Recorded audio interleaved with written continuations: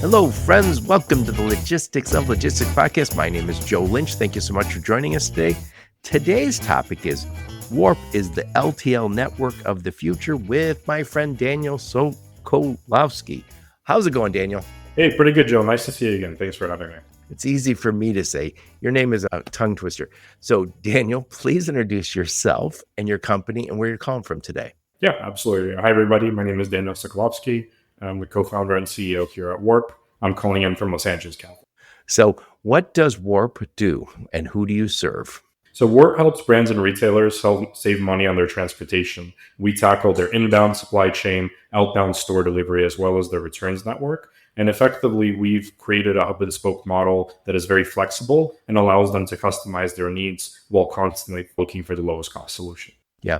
So today's topic is Warp is the LTL network of the future, but you guys are not a traditional LTL company with all your own trucks and, a whole bunch of terminals across the country. Please explain. Yeah, absolutely. So we leverage an existing network of smaller businesses that effectively play a large role in our network. We have three different pieces of our operation. So local, that's primarily made up of delivery service providers, as well as other carriers that have cargo vans, box trucks, 53-footers. We also have a long haul or line haul portion of our business, which is primarily run and operated by existing carriers, typically larger carriers that have a large asset base of trucks and drivers. And then from the cross-docking perspective, we utilize a network of, again, like I mentioned, smaller businesses, medium-sized businesses that are able to go out and help as part of our network. And we provide the technology to every single part of these businesses and every single one of these providers to make sure that everything is connected and everything is working seamlessly. So if I did do a shipment with you, I might be working with 2 or 3 different trucking companies, one that's local to me that picks it up, takes it to the long haul facility, the long haul driver, and then the local driver on the other end.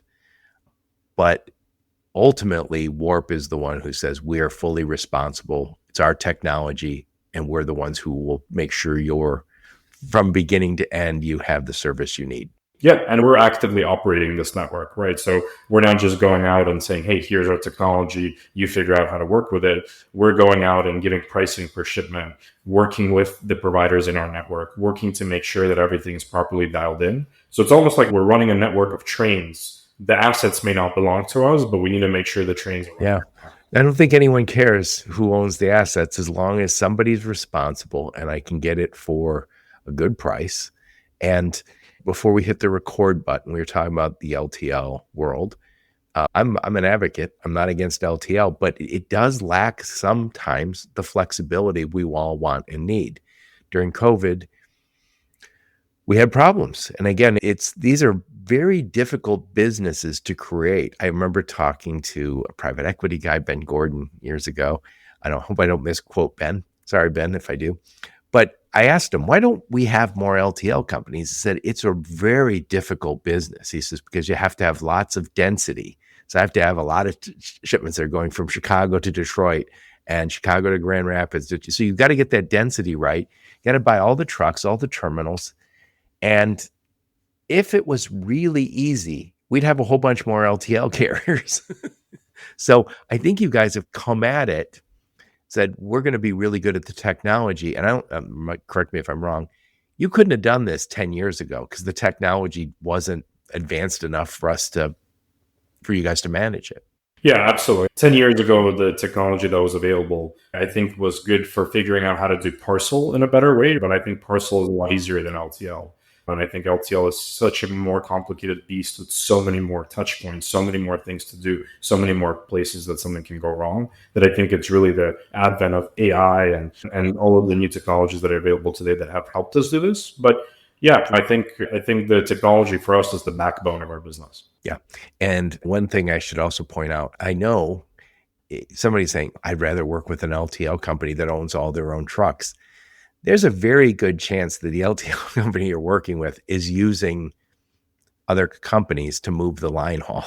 So that is very normal. And again, no shade. It's just that's the nature of our business.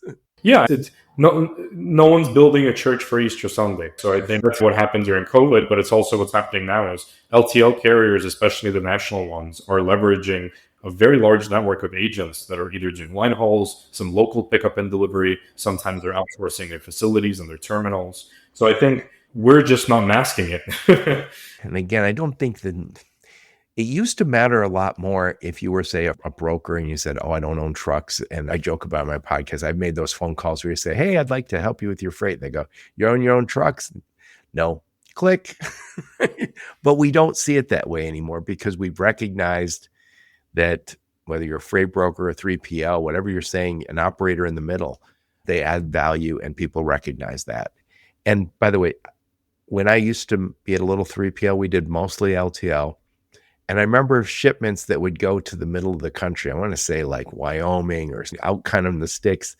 Those were always delivered by partner carriers to the LTL companies. So this is not what you guys are doing is not like brand new in that you're leveraging carrier partners like everybody has for a long time. Yeah, absolutely. I think what we're doing that's different is we've finally really pierced through being able to take the technology and have it control and make every single piece of this chain more visible. Because I think that's been the biggest thing that's been missing. Daniel, before we hit the record button, I said this to you is a friend of mine, Tyler, started a new freight brokerage. And I remember him asking, we talked on the phone a few times about it. And he says, I want to do something that makes us different from the other carriers. And I said, I would leverage small trucks. I'm a big believer that the innovation happens between the boulders. Truckload is a huge boulder. LTL is a huge boulder. And I think companies like Warp are the innovators in the middle. And it's basically providing some of the advantages of truckload and some of the advantages of LTL that you can't always get. And we'll talk about that a little more as we get into it. But first, tell us a little bit about you.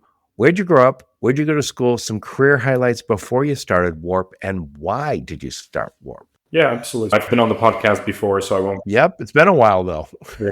I won't go into the entire life story, but yeah, I grew up, born and raised here in Los Angeles. My parents had a courier business when I was growing up, so I spent a lot of time working in the courier industry.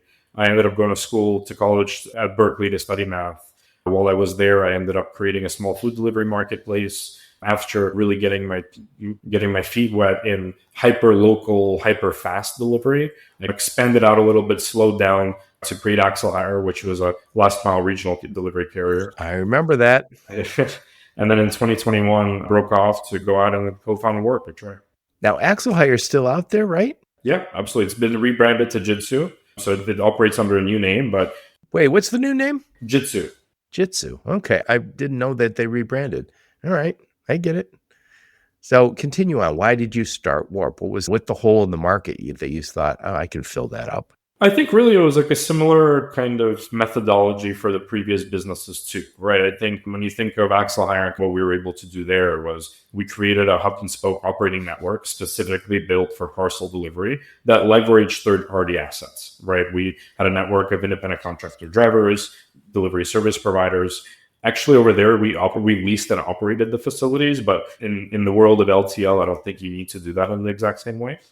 And so we basically took a lot of those similar methodologies and applied it to a massively harder problem, if you want to say that. And I think for me, it's been about the challenge, right? Every single time it's, can you actually go out and create these networks, enable these small businesses, actually do something that's valuable to our customers, all while going out and creating best-in-class technology and cultivating a best-in-class delivery network. Yep. What year did you guys start? End of 2021. So really our first full year in operations was 2022. So right in COVID.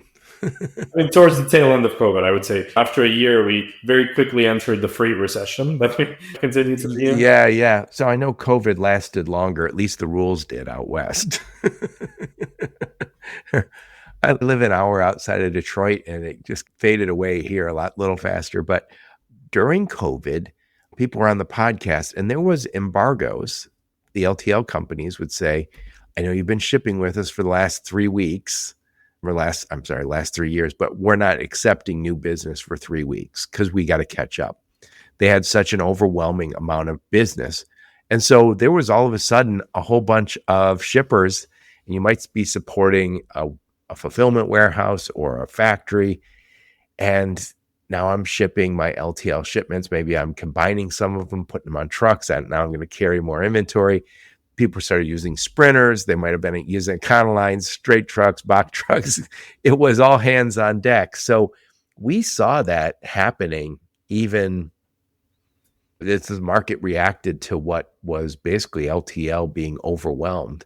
So you guys started right about the same time. So I imagine it was a good time to talk to some of these LTL shippers who said, "Oh man, you called the right day because our usual carrier can't help us." Yeah, absolutely. I would say for the beginning, that was easy. And I think over the past few years, things have been more difficult in the LTL industry. But I think we've continued to expand our network. We've continued to expand our technology. We've continued to improve our customer promise and our customer commitment. So I think that as LTL continues to evolve, and I would say just last weekend or the weekend before last, there was a big evolution in the industry with the whole freight class changes and everything that happened around that. But I think as it continues to evolve, it looks like at least that a model like Warp is continuing to be more and more promising. Yeah. So what you're referring to is NMFTA is the National Motor Freight Transportation Association, and they are the rulemaking group for the LTL companies. But by the way, they do a cybersecurity event every year. I went last year. It was in Cleveland, Ohio. Went to the Rock and Roll Hall of Fame. It was fantastic. Everybody came and talked about the cybersecurity threat. And by the way, a lot of people were there to talk about what happened to them. A lot of times you get religion on the cybersecurity after the fact. But anyway, NMFTA has taken a leadership position in cybersecurity, but they've always been the rule-making organization for the LTL carriers. And they are making LTL easier and easier because the class system, which, by the way, nobody who's listening to this podcast created that class system. It was created a long time ago, and it's been our job in the industry to make it a little more easy. And because it's never been quite as easy as we want it to be. You go, I'm shipping a chair and it's wooden. And they go, oh, no, that's metal and we're charging you more. And you go, it's a chair. I don't know what I need to do. But you said something last time we spoke. You said, Joe, we're classless over here at Warp. Please explain.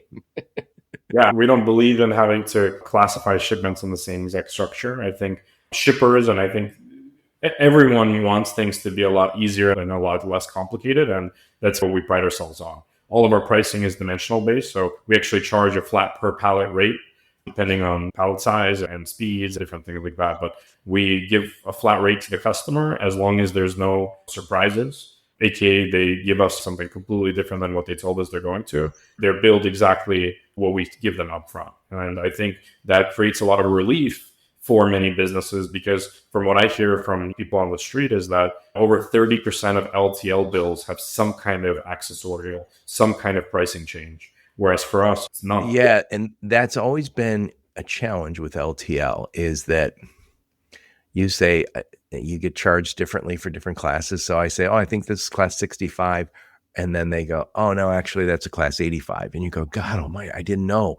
And in the past, there's a lot of times people would ship something class 65 for 10 years, and then they get a new 3PL. Joe Lynch knocks on their door and says, hey, let us manage your LTL. And they say, sure. And I go and I talk to my partners. And they go, yeah, that's class 85. And now my new customer all of a sudden is like, why did I go with you? All you did was raise my costs. That is very consistent. So when I used to manage a little 3PL, we measured on-time performance. We measured some sort of cost measure, usually cost per mile. It's not perfect, but it's pretty close. And I always measured billing accuracy because it's very difficult to get your bills right. And it is a sore spot for the industry because when we talk about auditing bills and a billing accuracy, if I tell you it's going to be $800 and you go, okay, cool, I'm going to make $1,000 on this sale that I just made for this pallet. And then I come back and go, oh, hey, Daniel, bad news. It's actually $1,300. Now you just lost $500 that you can't necessarily recover. And our relationship is forever frayed. And now I got to go back to the LTL companies and argue. I can eat that as the little 3PL, or I can beg them to give me an exception, or I got to pass it on to you, or you got to pass it on your customer. it breeds distrust. And I know the LTL people and NMFTA is working hard on this. I think they made great advances, but it's still an issue. We got to get to a place where when I quote you something, it's correct. And by the way, if you make the driver wait an extra hour, yeah, that's on you. If you didn't weigh it properly, that's on you. But as far as the class stuff, we got to get that right. And I think shippers, it's too confusing for the person who's actually doing shipping. It's completely understand. If you're making the driver wait, obviously that's on them. If they don't have the right weight, the right dimensions, that's on them.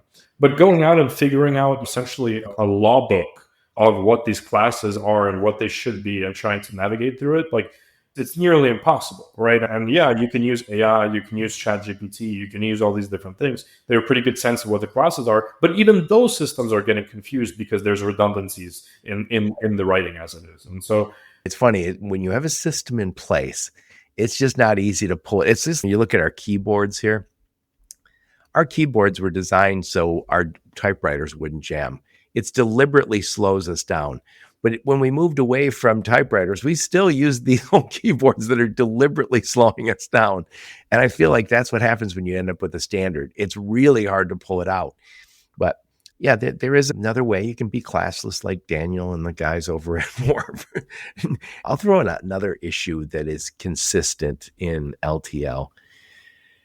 When I was doing LTL, sometimes I'd have a customer say, you absolutely positively can't stack on this thing, on this product.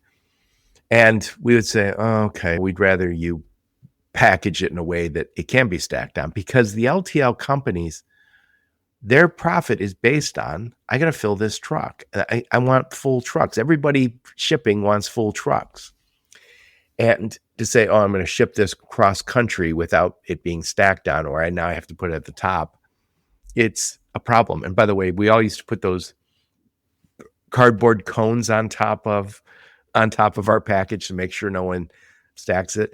It reminds me, I was in Laredo with a company I was advising, and I said, come over here, look at there's all these, there was somebody sweeping up the terminal, and there's a whole bunch of these cardboard cones that were crushed. I go, that's what happens to your cardboard cones. So your guys back in the Midwest, they put the little cardboard cone on, and this is what happens to it. Somebody stacks a pallet on top of it. And it's just really not in the LTL carrier's business to say, yeah, I won't stack on your stuff. In fact, and if I have a whole bunch of customers who want that, I'll just ship my truck half full. It's difficult for them. And I know people are trying to come up with shelves and stuff. I know that's a possibility, but it's not easy. Now with your model, it's a little different. Please explain why you guys can accommodate no stacking a little better than the traditional LTL companies. Yeah, so we don't stack any pallets at all. And I would say that's just a big part of our business. It makes our pricing a little bit higher depending on what exact pallet that you're shipping and things like that. But at the exact same time, it relieves a significant amount of potential damages. It relieves a lot of issues. I think for 3PLs, it makes things easier to discuss what a customer is asking for you, because Warp does not stack pallets, period. So even if you said, let's say I got a 53-foot truck over in New York and it's going to LA. Are you shipping that all the way across the country? No stack? No stack. Unless the customer is stacking it by themselves. We're not. If a customer decides to stack pallets, we just charge that as one pallet. And it's not up to us. But we are not stacking the pallets ourselves. Yep. And then the local delivery is typically going to be, what kind of vehicle is going to do the local delivery? Typically a box truck nowadays. It used to be very frequently with cargo van as we were building up the density and things like that. In some markets, that's still the case, but the vast majority of our deliveries are happening on a box truck. So the box truck is dock high. Yep. Dock high, lift gate, driver assist, all of those things are included by default on every single delivery. So that's what makes us a pretty good choice for delivering.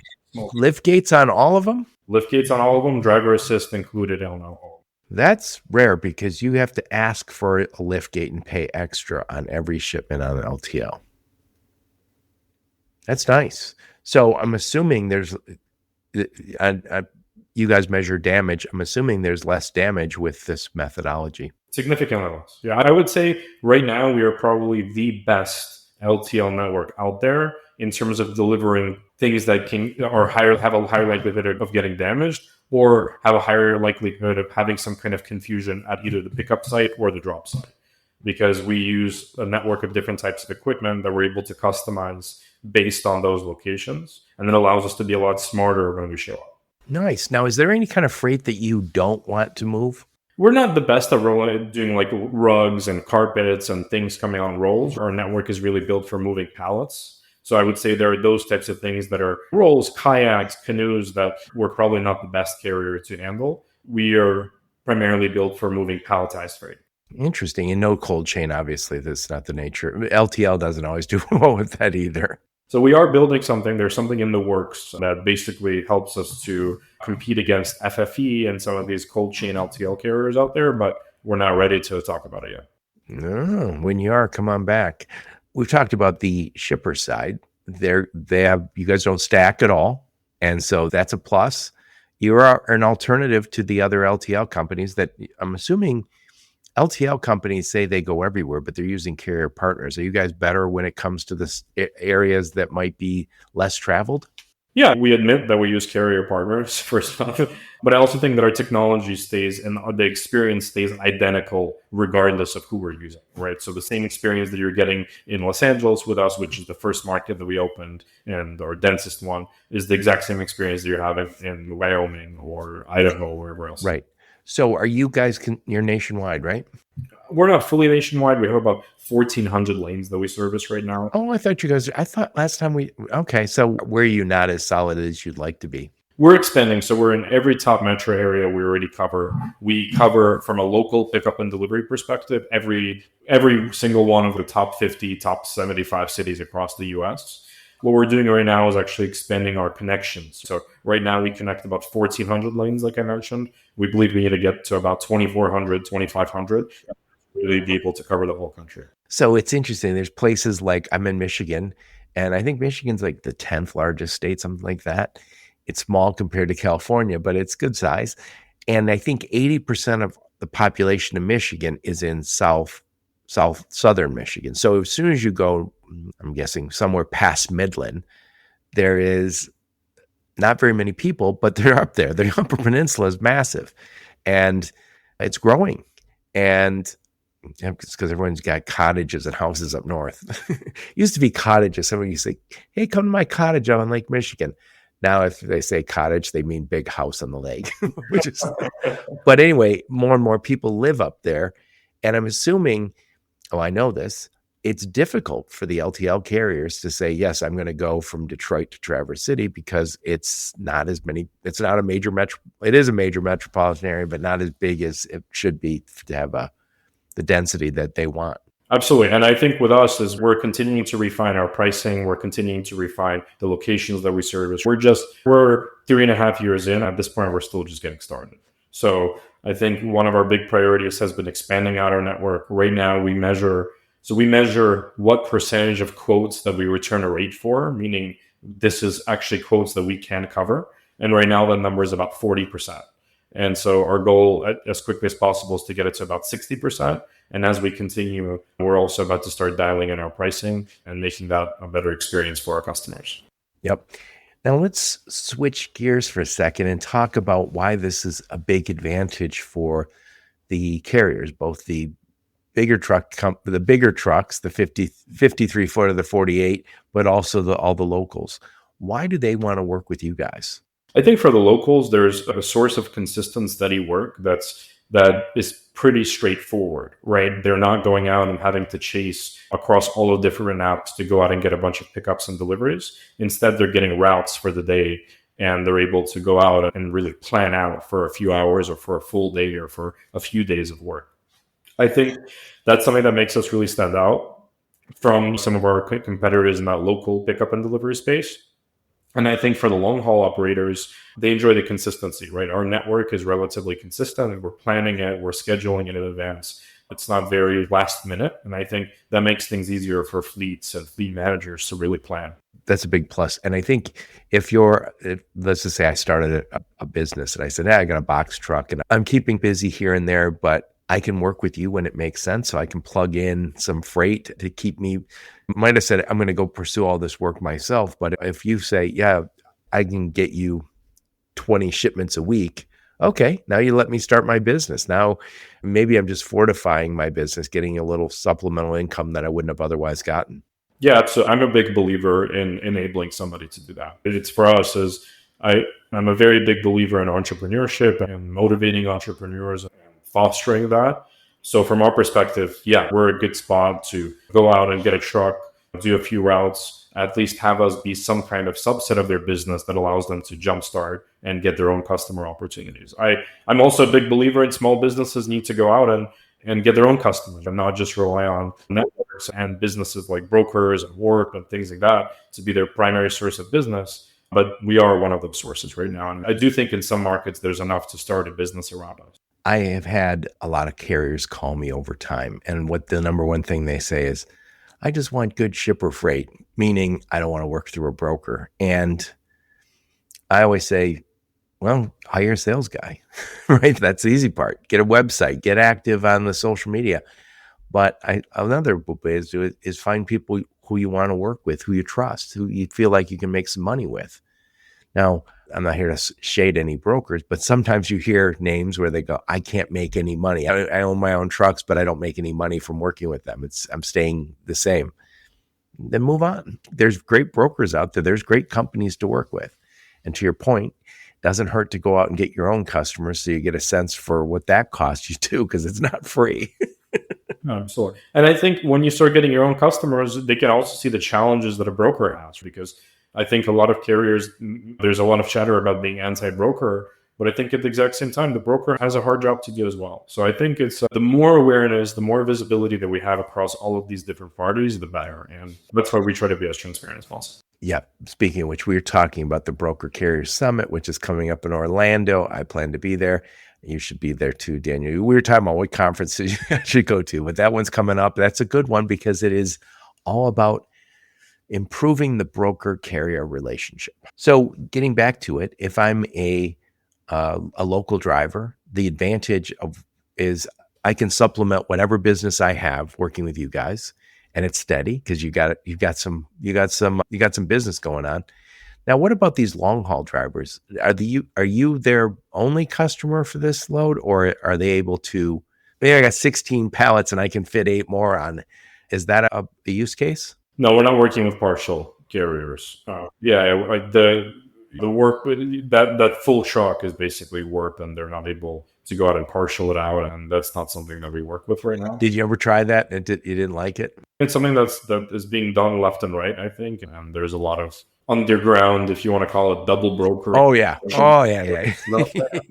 And that's not something that we try to work with. Again, our network is more about quality, about precision. Price is something that we're continuing to dial in, but the biggest thing that we're providing to our customers is peace of mind. And I think when you start using partial carriers, there's not very much peace of mind. Yeah. The challenge is if you say, hey, we don't do any stacking, and if they're say, oh, we had no choice this time, you're like, if you're responsible for all the freight, you say, no, this is the rules of working with us. Now, one of the complaints sometimes, and again, I know the industry's done much better. One of the complaints of LTL compared to truckload is handling. And I'll talk about the old way of LTL. And if I was shipping something from Texas to Detroit, I might take it from Texas to somewhere in Kansas to a terminal, take it out of one truck, put it on another truck, go to Kansas to, I don't know, Ohio, and then Ohio, get on another truck, and it moves up to Detroit. So your stuff is being handled. Anytime stuff is getting handled, it means it can be broken, it can be lost, more handling, more costs. Everything's bad about handling. Now, are you guys still have the same? Are you still doing handling with your stuff, or is it less handling with your network? I would say on some lanes, it's a lot less handling. So we have a couple of lanes. There is no handling at all in between them. And remember that the system is constantly optimizing specifically to get rid of inefficiencies. Those additional handling stops, the additional line hauls, those are all inefficiencies within the system. So our algorithm is constantly working in order to root out those types of inefficiencies. But at the exact same time, if it is more efficient to go out and make a stop and handle it and whatever, we still do that. But I would say in our high density lanes, we don't do that. In our lower density lanes, we do. Yeah. So getting back, that's a great point. So if it's, let's just say from Los Angeles, I'm just gonna make this up, from Los Angeles to Vegas, I'm assuming you're really solid. You say there's no handling. That's a direct from one local area to another local area. But if I'm going from LA to Wyoming, middle of nowhere, somewhere in middle of nowhere of Wyoming, there's going to be some more handling. And I think, and that's true also for the LTL carriers. But your goal is to optimize that out. Yeah, and I would say is that the carriers don't always need to handle it. And there's a lot of opportunities where you do. There's a lot of opportunities that you don't. There's also a lot of opportunities to change the order of the stops that you're doing. And I think a lot of carriers, just because of the technology that's available out there, are doing this in a static way and not a dynamic way. And so I think right now that's a yield issue that it causes for them, right? They can probably increase their yield or lower their price or whatever they want to do if they start going to a dynamic optimization. But I think it's hard to do that. And carriers that are legacy and have legacy tools, legacy technologies, have a much tougher time doing that than the ones who are having, like I mentioned earlier, best in class technology. Yep. And we had some high profile LTL companies go under in recent years. And I think a few of them are union. And that, I'm not anti-union, but if you drive me out of business, I would be very anti-union. And obviously you don't have the same issues with a network like yours. You don't have, if somebody says, I don't want to work with you anymore, they don't work with you anymore. Your network is ever growing and contracting as need be. Yep, absolutely. And I think that's the beauty of this kind of system, and specifically the challenge we set out to go out and tackle. I think specifically what you just described is the concept behind work. Yep. So I want to talk, we probably should have done this at the beginning, but I'd like to do it now. I want to talk about traditional LTL versus warp. And so I'll describe what I think is how traditional LTL works. And I'm going to miss some details here, but let's just say I'm shipping something from where I live, the Detroit metro area, to LA where you live. I would call an LTL carrier. I would say, please pick up these 2 pallets that I need to get out to Daniel. And they would send a truck over late in the afternoon and they would pick it up. They take it back to the terminal. Most likely from Detroit to LA, they'd pick it up the next day. They're going to have a stop. They might have a direct truck going from Detroit to LA. I'm not positive, but there might be stops. It might go to Vegas. It might go somewhere depending on the carrier. Those are 2 big cities, so maybe they have a direct route there. But they could also say we have to stop in Vegas and not go and send some of the stuff, or stop in Phoenix, send some pallets. But eventually, it gets out to LA. They have their local truck delivers it the next day, and that whole system, the way they're billing, is with the class system. And the class system is not easy. Even with the changes, it's challenging compared to no class like you have. So with that methodology, they own all the trucks. Now, they might not own the line haul. They contract the line haul. And they probably have their own terminal with their own trucks in LA and in Detroit. But if you're going somewhere in the middle of the country, less likely. They're going to use partner carriers. And they'll tell you. So the challenges with that compared to your model is they do stack, they do have a class system, and there are technically you're going to have bill auditing problems that you will never have with yours. And then potentially there's also the more handling in the LTL system just because of the nature of their business. Now contrast that with what you guys do. Yeah, so I think let's start from the ordering process, right? Right now, a shipper goes out, they may work with a 3PL, they may work directly with the carrier. Some carriers don't have digital quoting functionality, some carriers do. So I'll say we have digital quoting functionality, right? So somebody can log onto our website, put in their details, get it. They can call their 3PL or email their 3PL. That 3PL can log in or connect our APIs together, get a quote directly from our system.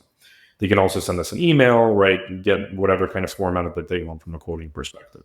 At that moment, our shippers are able to make a decision, right? So the first thing is that they're going for is the speed and the cost. So based on where it's coming from, where it's going to, we may or may not offer different speeds. All right. So our speeds can be, hey, here's a direct offering, right? Where we're picking up and delivering it. Here's our kind of regular offering or standard offering, which is our typical LTL network. And in some regions now we offer an air offering as well, right? And so that's the fastest possible, called cross country in one day. And so I think that the first thing is we're offering shippers the capability to choose between different levels of speed. Okay, so let's start with that. The next piece is that when our driver shows up to basically go out and pick it up from their pickup location, one of the first things that they're doing is that the BOL also has QR codes on it that they're able to go out and apply to nice. pallets. If they're applying QR codes to those pallets, the driver is able to scan them in at that moment. So instead of just getting a regular old pro number sticker, putting it in there, potentially a different pro number being used for the shipment or whatever happening because of that whole manual pro number kind of addition is not happening. And the driver is able to take it on, and we start getting visibility and tracking the custody immediately from that moment. The next piece is that as they are getting updates from us, our updates are happening pretty quick, right? We're not using EDI. We're not doing updates every 4 hours or 6 hours or 8 hours. Shippers are able to get updates as soon as they're available. They can also go out onto our tracking link and sign up for an email or a text message to get an update. So the second that it arrives at the first terminal, the second it departs from that terminal, they're able to get some kind of notification immediately of this is what's happened. So I think there's an increased level of visibility. At the exact same time, we're going through, like I mentioned, we're dynamically optimizing. So we're not just committing to those speeds, but if we're able to do it faster for cheaper, then we do it, right? So if all of a sudden we have a volume shift going from one place to the other, great. The system reacts and changes the route for the vehicles and changes the middle mile, basically, configuration. On top of that, as this freight is moving through the network, we're also going out and we're providing communications to different people that are involved. For instance, the drop-off location may actually need to have an appointment. With us, appointments are a default option. We send every one of our locations the capability to book an appointment. And so once they book it, they're also able to sign up for tracking. They're also able to get visibility and watch the shipment as it's going. And I would say it's less about watching that run, and it's more just about being notified on the times that you need to do something. Like, I love when FedEx goes out and tells me I have a shipment coming to my house between this time and that time. Why doesn't every LTL carrier have that yet? It's a technology problem. And so we've been able to solve that too. And then obviously at the very end of the journey, they get their bill is exactly what they were quoted. And it makes the transaction a lot easier for them. Right. And again, that I used to say this when I worked in the LTL business. I would always say to my carriers, the distrust that you and I bring to our shared customer is ridiculous. When I say it's $400 and it comes back, goes, oh, it's actually $480. It just feels it's more than just the money, because all of a sudden their profit margin went from whatever to lower than whatever. No one likes it. Now, do you work with brokerages and 3PLs? Yeah, absolutely. We work with most of the top brokerage out there right now. If any brokerage wants to sign up, our rates or coding API are readily available. Just send us an email and we'll get you the API key. So you say API, so that means you just plug right into their transportation management system? Yeah, depending on what TMS that they're using. Many of them are also using coding engines like a Banyan or an SMC or something like that. We're integrated directly in those two. So they can pull directly from our system, directly with their TMS if their TMS is already integrated, from a number of different coding engines. And then anytime they can also just send us an email too. So I think from a brokerage perspective, this is a no-brainer, just because when I look at the LTL carriers, now I don't know how, I haven't paid close attention, but there used to be 25 that made up 90% of the business. And I think the top 10 made up 80% of the business. And now it's probably the top 9 make up 80% of the business. But most of the companies aren't national. They are regional or super regional, meaning they do 2 regions or 3 regions of the country. So I don't think we have national coverage for the vast majority of LTL carriers. Am I right to say that? Yep. There's only a few carriers, a handful literally, that are out there that do national coverage. You mentioned FedEx. I think they're one of them. UPS, which is changed their name, didn't they? T-Force now. I don't know if they still are national coverage, but it's hard to, again, this is a very difficult business that they're in. They're buying all those trucks. They're buying all those terminals. The advantage you guys have is you say, we are focusing in on our technology and our customer success. We don't own these trucks. We just make sure they go the right place at the right time. Yeah, which is a problem on its own, right? It's a challenge. Oh, yeah. Yeah. Now, let me ask this. You're working with carriers every day, all these lanes, almost national. I'm assuming not all every day are perfect. Are you culling the herd, so to speak, when they aren't performing? Yeah, constantly. We're constantly supervising. We're constantly monitoring performance. That is a big part of our business right now. Yeah. It's, I think the nature of our business is not every business is good for every company. Sometimes there's really good business that you say, yeah, it's great for someone, not great for me. So move on, find business that's better suited for you and your trucks. So this seems like a slam dunk, though, for getting back to the brokers, because you can give them an instant price. And if somebody says, I can't have anybody stack, I need this is special handling or whatever they want to say, or they just got burned by one of the LTL carriers with a big price hit. Yeah, an alternative. By the way, when I was selling LTL, a lot of times you go into the sales call and they say right off the bat, we don't work with so and so and so, because somebody decided they did something wrong. Who knows? Could be they screwed up a shipment for us in 1998 and we don't work with them anymore. And I would always just say, you just took two of the top carriers out of the mix. It's like taking tools out of my toolbox. You guys don't have to worry about that.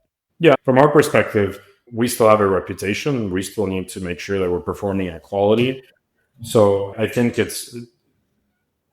look, why don't people want to work with an LTL carrier again? Because the LTL carrier has somehow screwed them over so much that they never want to work with them again. So there's a certain level of tolerance. UPS and FedEx get delayed, not even an LTL. Parcels get delayed all the time. People are still using the parcel companies. One of the reasons why is because there's less competition there. There's fewer companies to use. But even then, you're willing to excuse something like a 1-day delay or a 2-day delay or whatever happens. But the things that are inexcusable are lost free, right? Hey, I put a shipment into this network and it never showed up. I don't have it anymore. The things that are inexcusable are, hey, all of a sudden they're sending your customer a bill for $2,500 for something that your customer already paid you $800 for, and questioning why they're going out and getting that bill. What's inexcusable is that all of a sudden that shipment ends up in a completely different side of the country, and all of a sudden you need to go out and get it. And what do you even tell your customer, because no one has visibility and can't tell you what it is? I would say is that we help brokers solve many of those headaches because we give transparency, because we give visibility, because we let them know what's going on. But at the exact same time, the network still has incidents. We're not always perfect, and I can't sit over here and say, come on, with everything. Come on, I know you're perfect. Yeah, but I think we provide a lot more visibility and transparency into what's going on. Yeah. By the way, I said this before we hit the record button. What do we want in this world? We all want options. None of us want to be limited on our options. And I think you mentioned the parcel. For a long time, we had UPS, FedEx, and I guess we had the United States Postal Service.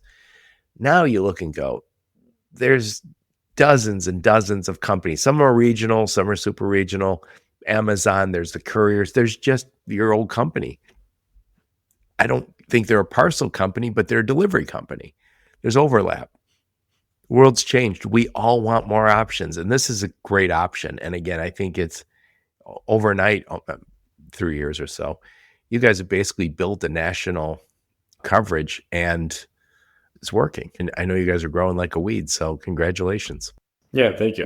There's a lot of effort that goes into it. I would say we're far from where we want to be. Yep. So, Daniel, I'm going to summarize. Oh, I almost forgot. Freight fraud. Everybody's talking about it.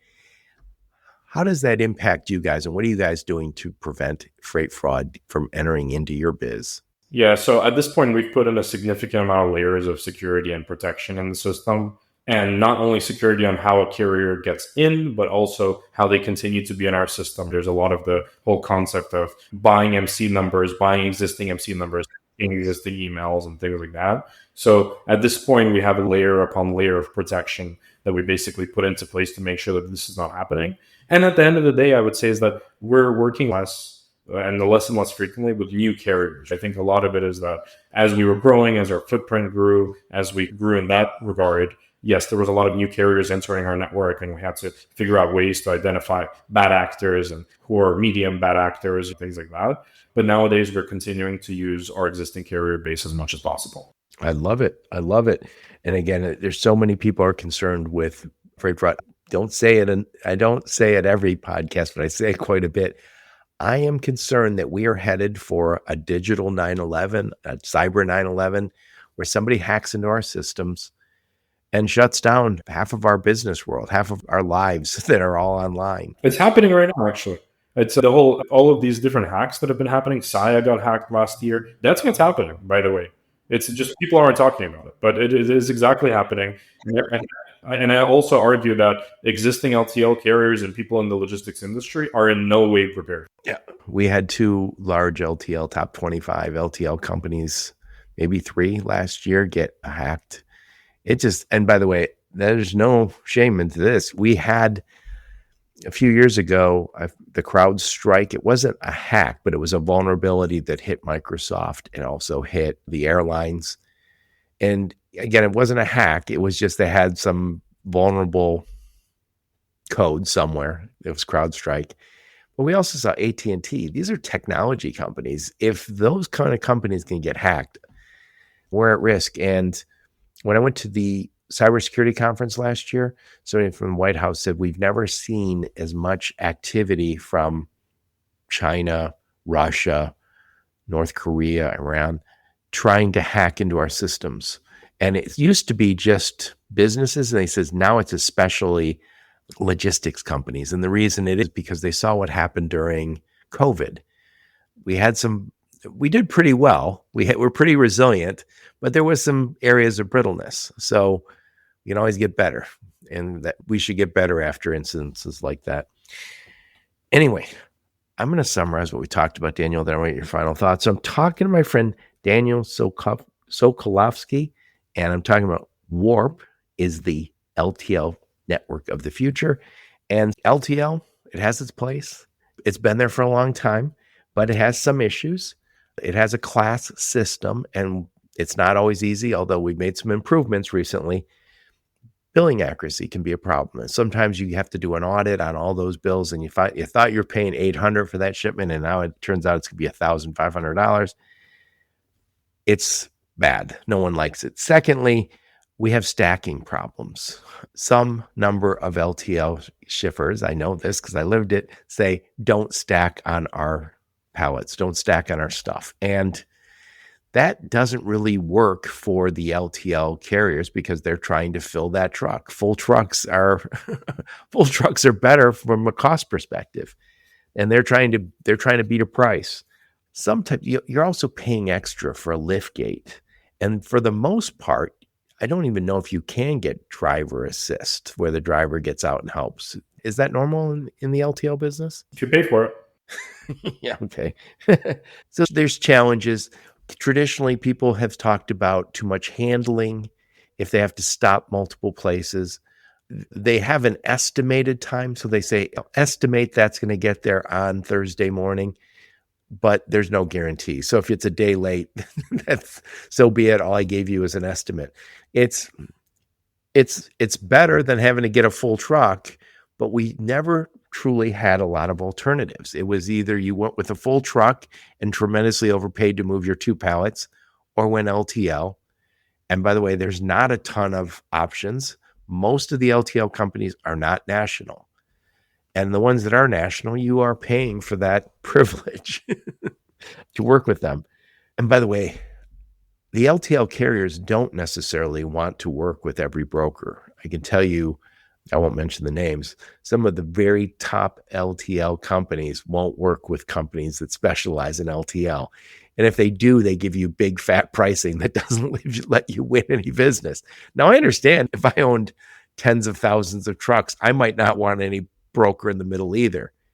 But if you're a broker and you say, I need to move LTL shipments and I can only get 2 or 3 of the top LTL companies to work with me, you should call Daniel. He's classless. Anyway, switching over to Warp, the advantages are all your trucks, local deliveries are with liftgate, with driver assist. It's just come standard. You think you guys are doing a better job in the visibility of this because of the way you've set this up.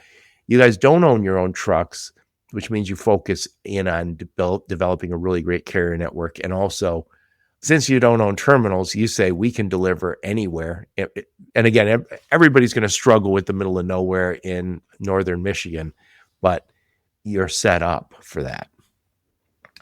And broker friendly, 3PL friendly, and working really hard to make sure freight fraud doesn't seep into this business. Anyway, what am I missing here? Oh, you guys think of yourself as a lot more dynamic, a lot more flexible than the traditional LTL carriers. And right now, if you're working with them, they have routes. And if you're outside that route, good luck. So anyway, enough of my blather. Put a big old bow on this one. Final thoughts on the topic, Daniel? Yeah, absolutely. Joe, as usual, thank you very much for having me. I think we continue to make headway and on our network to be on our mission to be the LTL network of the future, I would say. A lot of our focus right now is expanding our network, making sure that we're appeasing our customers, making sure that our systems are working.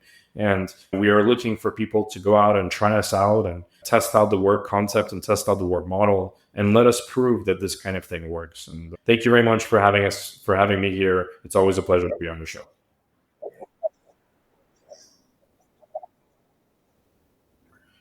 We wanted to come up with something that really hit the nail on the head of what we want to be.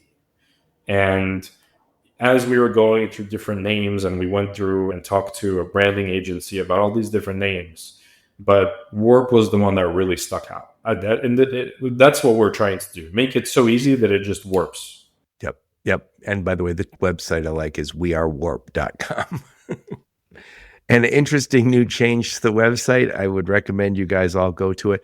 Daniel, I'll make sure I put a link to your LinkedIn profile, a link to your website, a link to any other links you and your go-to-market team give me. And anybody who's a broker or shipper interested should reach out and talk to Daniel. Again, I highly recommend this. I think we're all looking for alternatives. And I especially think of people who feel like the LTL model doesn't work for them because of the nature of their freight, or brokers who say, I would love to be able to support my customers with LTL, but I can't because the LTL carriers don't want me. And there's tons of that. I think there's 25,000 brokers.